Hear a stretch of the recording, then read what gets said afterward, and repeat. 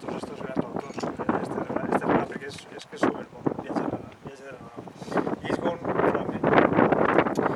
el camí més transitat per aquelles expedicions mercantils i bohèmies era el port de Sella o d'Estrodons, aquell grandiós esvoranc enlairat sobre un ample laberint de moles abruptes, tossals i pics que s'esvaeixen a poc fins a afonar-se en la llunyana mar. Pujant de la vila d'Alcoi, a mà dreta del llarguíssim port s'estén la descampada castellera de l'Aitana i a l'esquerra els contraforts de la fosca i garrigosa serra de Penàguila. Llavors, aquest camí carreter, avui enrevessada carretera d'asfalt, serpejava primer entre bancals, escaleroles, oliveres i garrofers, entre lloms i pujols suaus pròxims al mar.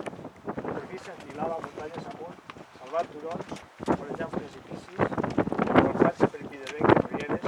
amunt i avall, com un tobogan de gegants i trobant-se amb el prodigi, als ulls esbilatats, d'un canvi sobtat de clima en un trajecte de 10 hores de pujada de la Tubior marinera